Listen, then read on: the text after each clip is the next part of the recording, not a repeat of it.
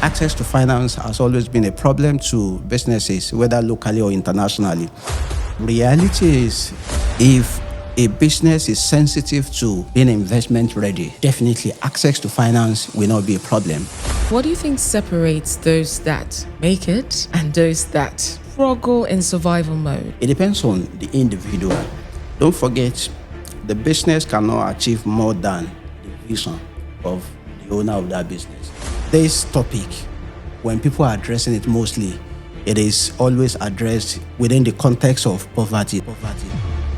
We need to start thinking about value creation instead of addressing poverty alone. The reality is there a greater value to get from our leader better than Kwamo?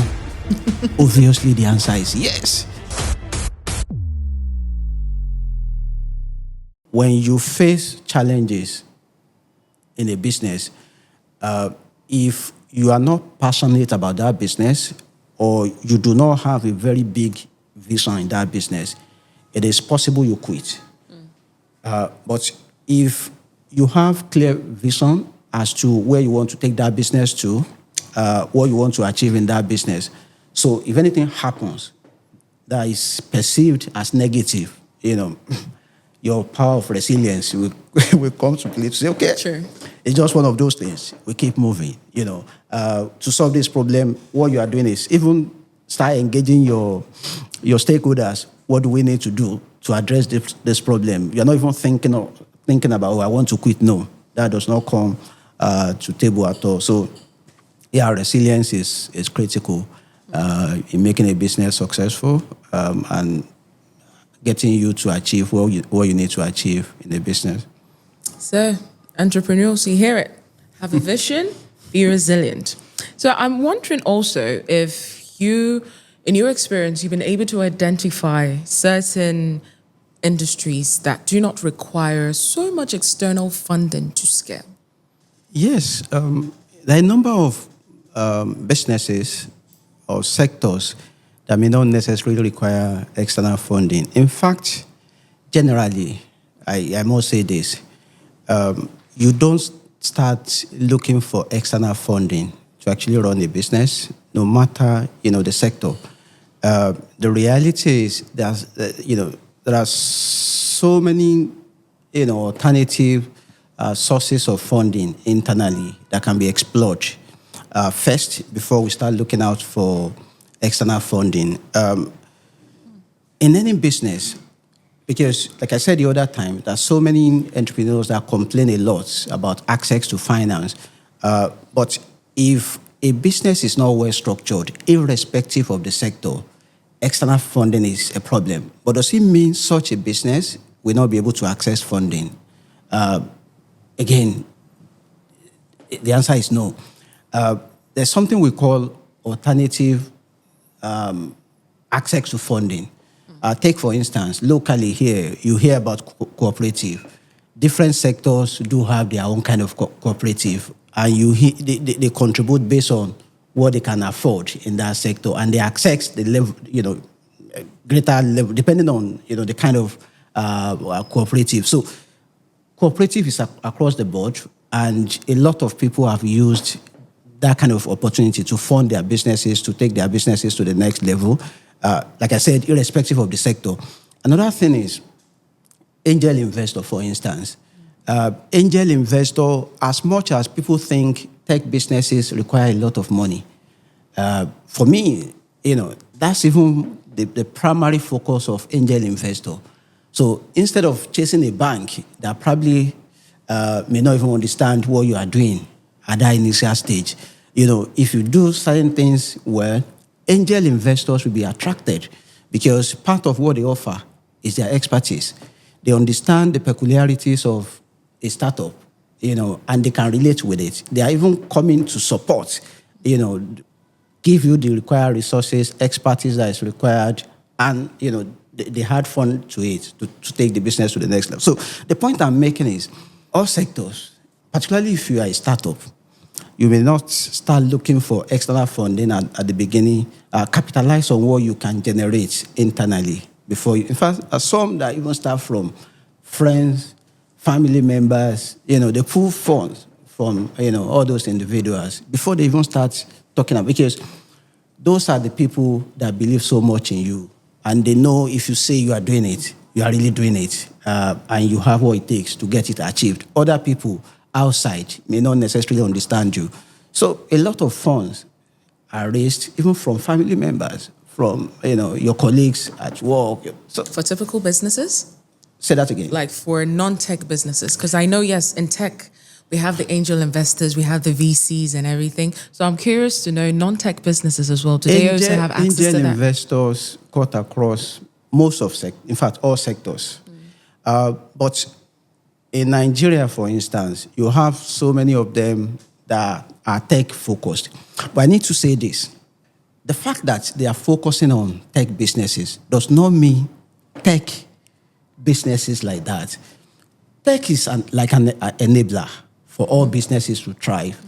If a business is going to scale across board, definitely such business must, have technological aspect of it. And if I want to define such a business that is using technologies to scale, in a way, I could call it a technological business. It's not limited to technology business alone. Angel investments cut across all businesses. We have so many of them focusing on different things. This one's, here could say, oh, we're focusing on tech businesses.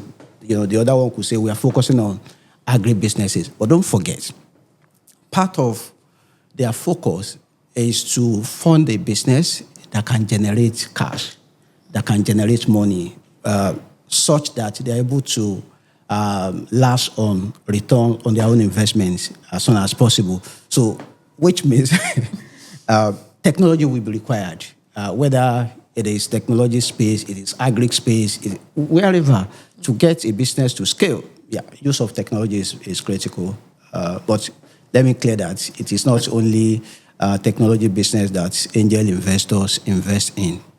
Interesting. So I'm sure you heard of another tech company, Flutterwave, who's tinkering with listing on the Nigerian Stock Exchange. So I'm just curious to know how many Nigerian businesses, non-tech, have such exit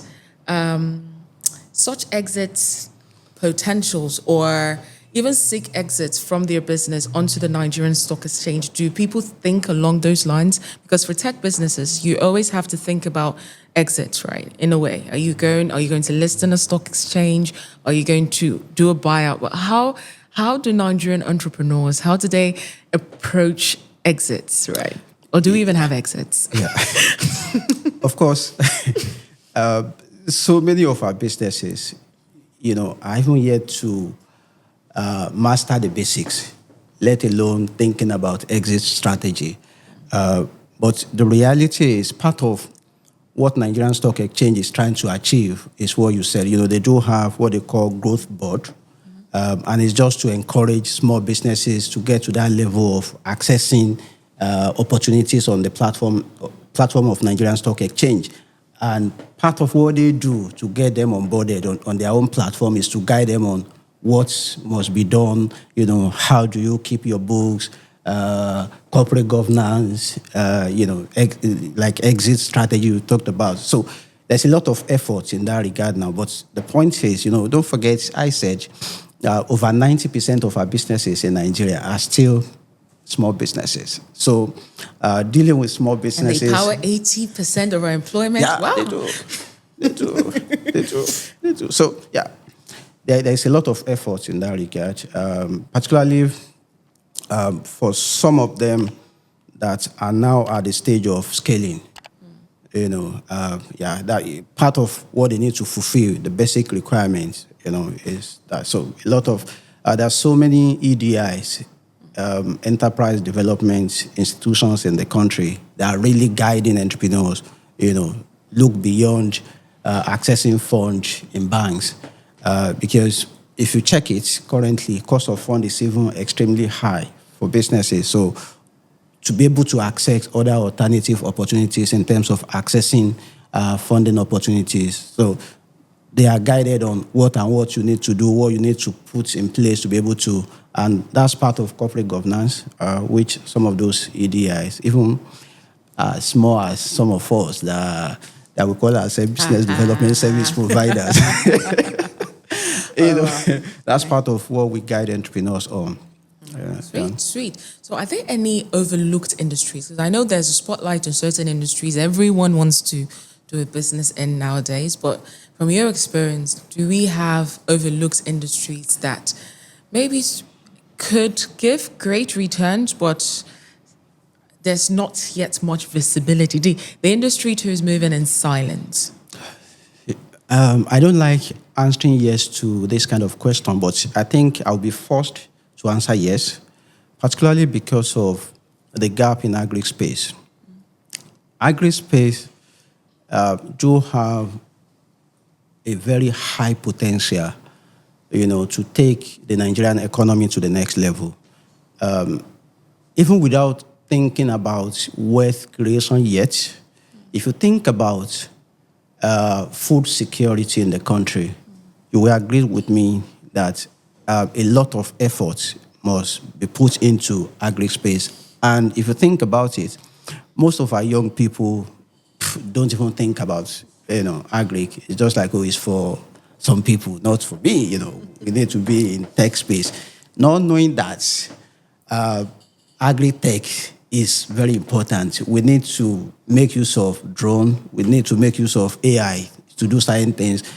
Because if you check what agri-space is doing, if you compare our own agri-sector in Nigeria with some other advanced countries, you will see our level of yield so small, as in very, very small compared to other countries' yield. So if technology is deployed, even starting from testing soil, is this crop good for this kind of soil? We start using technology to do that. That's taking us to somewhere. And I think it is the young people that can do better in that space.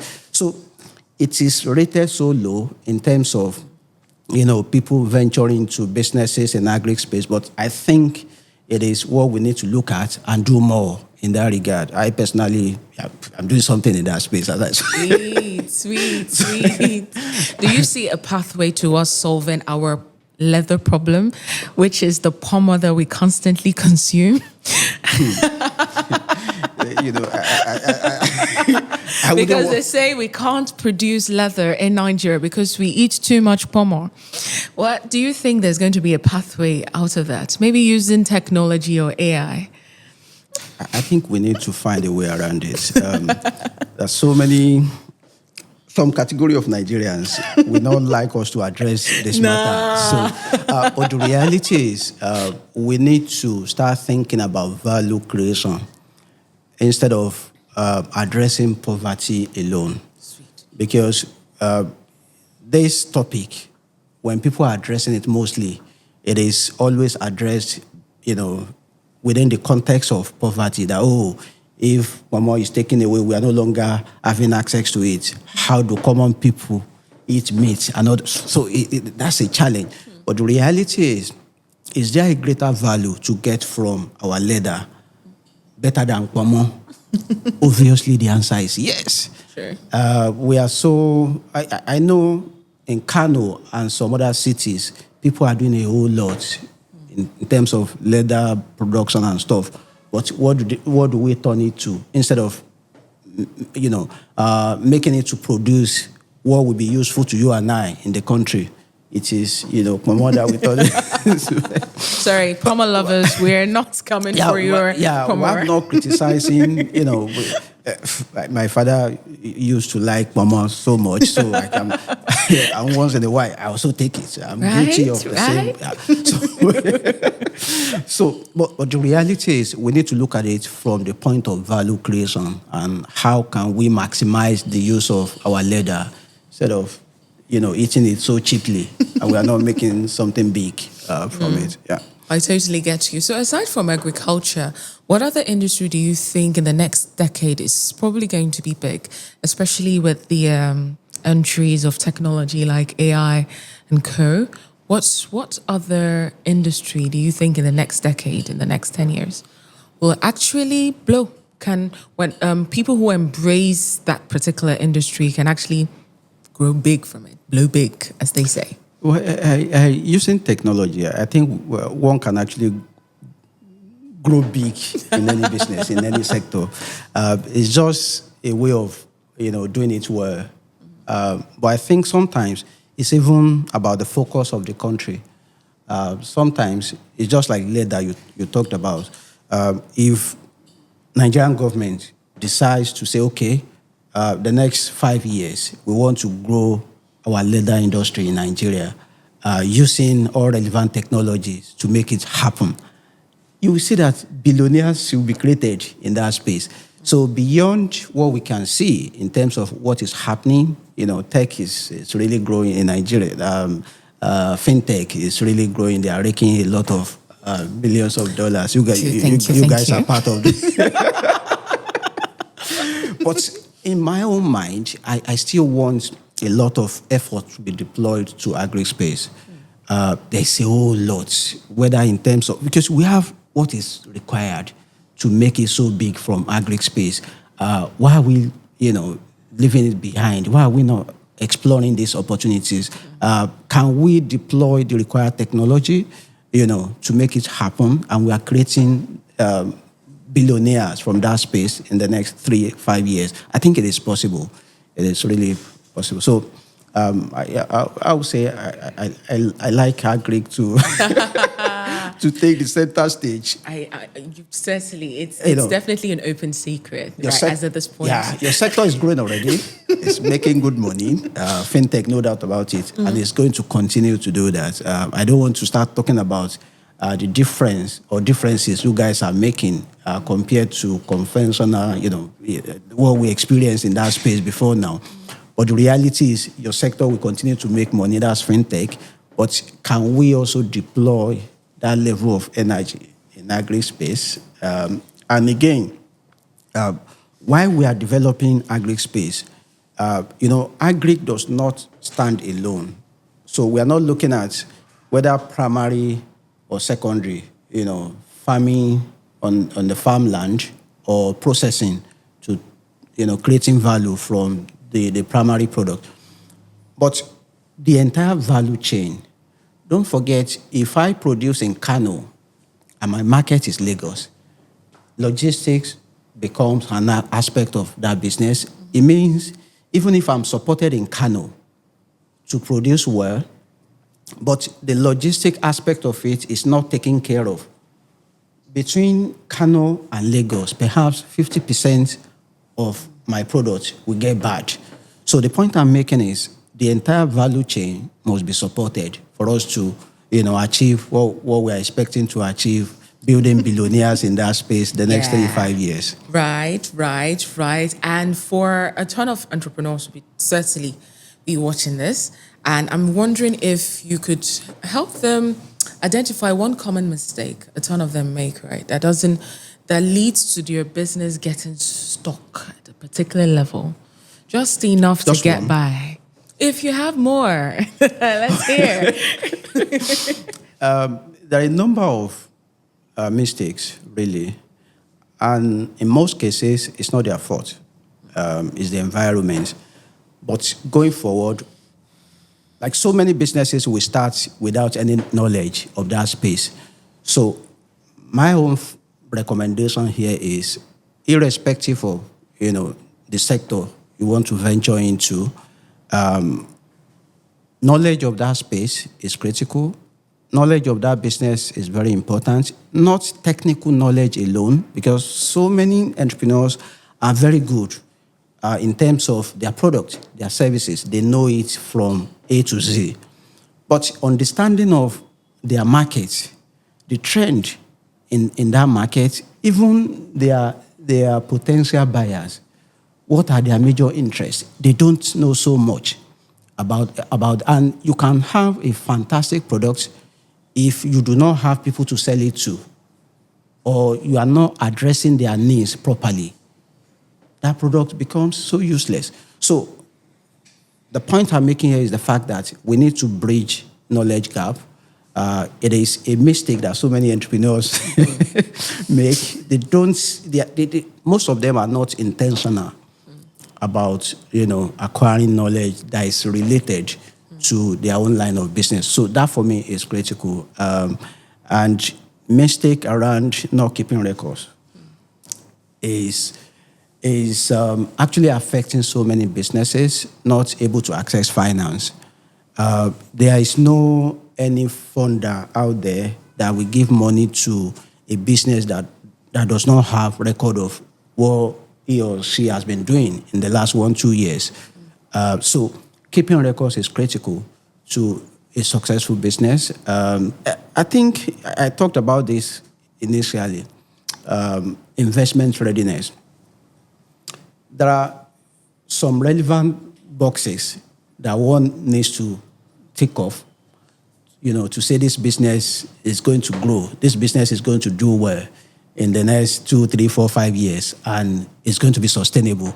So all businesses out there must not fail to identify, all those boxes as it relates to their own business. One of them is even, you'll be so surprised that majority of our businesses in the country are not registered with CAC.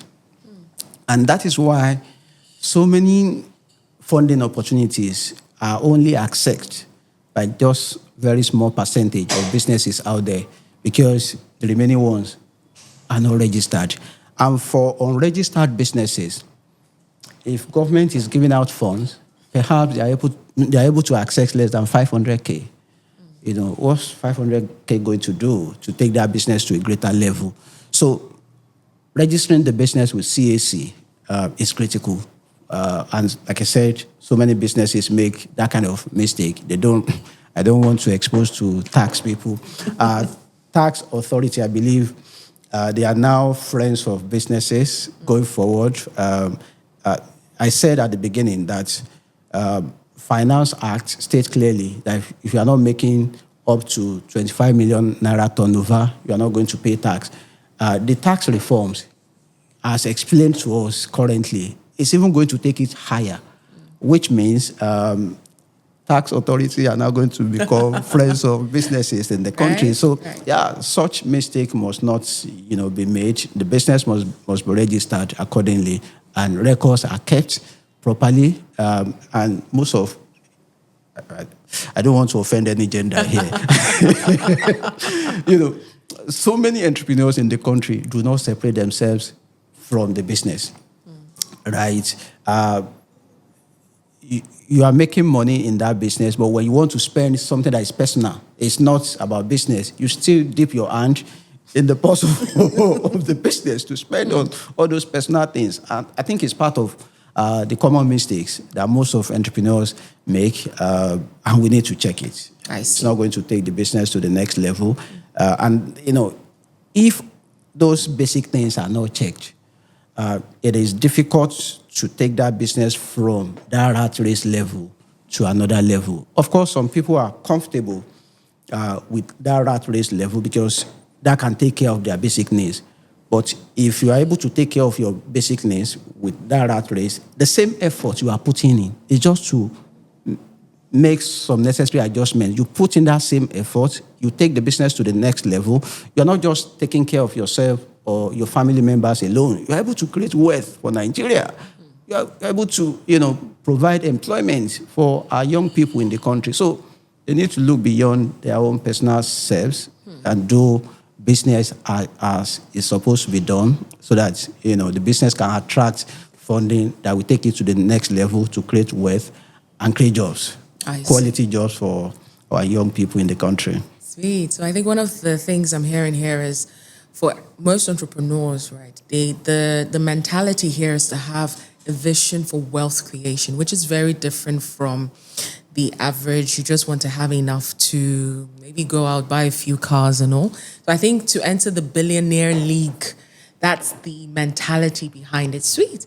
And one of the things I would like to add, whilst we were doing research and talking to several businesses as well, we do notice that when it even comes to their reporting, their income, they kind of understand, they kind of can recall their income.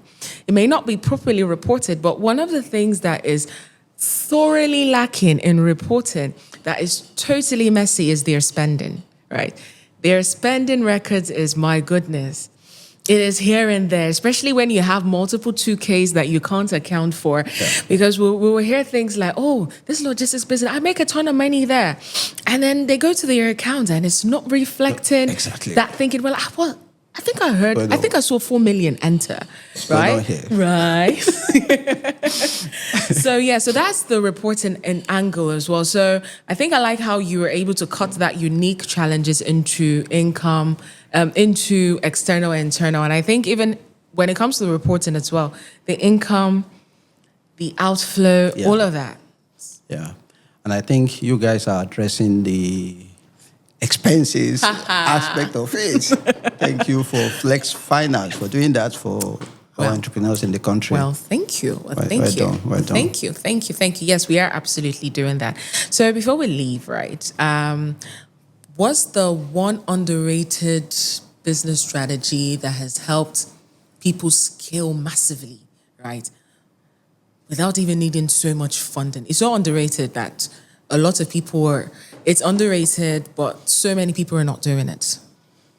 I think there are so many strategies depending on your own kind of business, your model, the customers that you want to serve, their geographical location, and some other factors, that actually determine the kind of strategy you deploy. But I think one of those strategies that we don't commonly use is franchising. There is a particular brand that is so common. I don't want to emphasize, that name here. But the reality is, you find it in so many. In fact, there's another one. Do we eat the brand? Does the brand have any relation to food? In fact, there's another one in pharmaceutical space. 10 years ago, perhaps you could only find it in 1 or 2 places. But today, you go to major cities in Nigeria, you find it, you find that brand. The point I'm making here is franchising can take that business level, can take your business to the next level as fast as possible. But people don't see it as a working strategy, and I think is because of I want to own my business 100%. Even if it is a business of 10 million naira, you want to be the CEO, MD, everything to that 10 million instead of just having 10% of 1 billion naira, right? So franchising may not be seen as a strategy that works, but I must be honest with you, it is a strategy that actually works for so many businesses. But again, beyond that, I think let me speak to just one that also applies to all businesses. Part of strategies that take businesses to the next level in this technological age is digital marketing, digital space. There's no way a business can grow beyond its locality without deploying digital marketing strategy to take that, because there's a limit to what you can do with word of mouth, because so many small businesses, all they do is, tell people what I do. Sometimes they tell you, oh, can I afford to make jingle on Nigerian radio stations and stuff? But it's not about jingle. It's about digital space. You only spend based on your budget, and you can get the required mileage, even as little as what you have. So the point here is digital strategy works for all businesses because for you to scale, that business must be taken beyond where you are operating from. I must be able to order for what you are doing in Kaduna here in Lagos. So far, that product addresses my own need. I must be able to, from here in Lagos, apply for it, order for it online, and you're able to find a way to get it delivered to me. So I think that is very relevant to virtually all businesses. Because you asked for one, let's let me stop at. He has so many tropes. You heard Yeah. that underrated, right? Yeah. Really, really. Thank you so much. So, Fatai, it's been an incredible discussion. You've been such an amazing guest. So, I'm just wondering, before we just wrap up, what's your final advice to Nigerian entrepreneurs? I give it to Nigerian entrepreneurs. They create jobs, they create wealth for Nigeria to grow our GDP in the country. I give them a lot of respect, but I also want them to be highly resilient. That was emphasized earlier on. Nigerian business environment could be seen as a turbulent one. It may be a bit difficult, but there's always light at the end of the tunnel. Just do the right thing. Run a very structured business such that that business can run without you, can run on autopilot. You don't necessarily need to be there all the time. In as much the standard operation procedure is built, you have your processes, you have your structure built. It means you can easily replicate that business in any part of the country, even outside of the country. So that addresses the gap of, everything is built around you and you're not able to take that business to the next level and you continue to run a rat race in your business. Let's build structure. Let's be very resilient. And, sky is not your limit but the beginning. Absolutely. And then you can join the League of Nigerian Billionaires, maybe silent or the ones with spotlight in them, whichever one is. But thank you so much. Thank you all for giving us your time, for listening. And have yourself a wonderful, fantastic day.